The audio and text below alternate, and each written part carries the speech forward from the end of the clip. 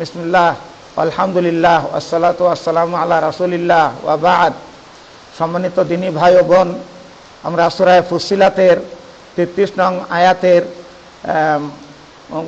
পরিপ্রেক্ষিতে কিছু কথা গত ভিডিওতে বলছিলাম। বাকি কথাগুলো আজকে আবার সংক্ষিপ্ত আকারে কিছু প্রকাশ করছে।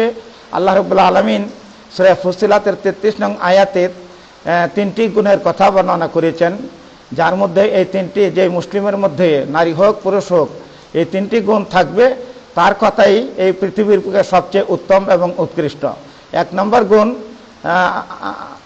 মান দা ইলাল্লাহ, যে ব্যক্তি আল্লাহর দিকে, আল্লাহর দ্বীনের দিকে, আল্লাহর তাওহীদের দিকে, আল্লাহর ইবাদত দিকে আহ্বান করে।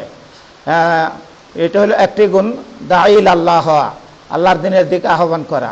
2 নম্বর গুণ হচ্ছে শুধু আল্লাহর দ্বীনের দিকে আহ্বান করে না, ওয়া আমিলা সালিহা, এবং সে সৎ আমল করে, নেক আমল করে। সৎ আমল হচ্ছে যা কুরআন এবং সুন্নাহ ভিত্তিক হবে, যেই আমলটা একমাত্র আল্লাহর জন্য খালেসভাবে সম্পাদিত হবে এবং রাসূলের তরিকা অনুযায়ী হবে, তাকে সৎ আমল বলা হয়। তো 2 নম্বর গুণ হচ্ছে সৎ আমলের অধিকারী হওয়া, অর্থাৎ নিজেও সৎ আমল করে। 3 নম্বর গুণ হচ্ছে যে সর্বাবস্থায় সে বলবে নিশ্চয়ই আমি একজন মুসলিম, আমি একজন আত্মসমর্পণকারী। অর্থাৎ 3য় গুণ হচ্ছে মুসলিমের এই গুণে গুণান্বিত হবে যে যত ভৎসনা অমুসলিমদের পক্ষ থেকে অথবা মুসলিমদের পক্ষ থেকে যদি কোনো জুলুম, নির্যাতন, ভৎসনা আসে, তখন সে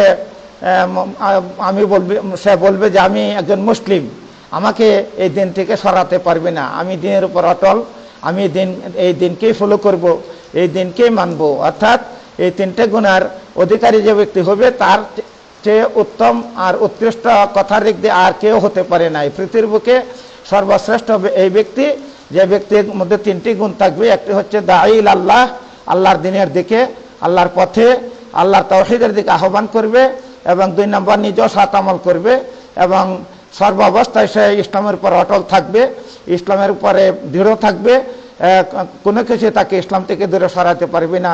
সেই হচ্ছে পৃথিবীর বুকে সর্বোত্তম। আল্লাহ রাব্বুল আলামিন আমাদেরকে এই 3টি গুণের গুণান্বিত হওয়ার তৌফিক দান করুন। আসসালামু আলাইকুম ওয়া রাহমাতুল্লাহি ওয়া বারাকাতুহু।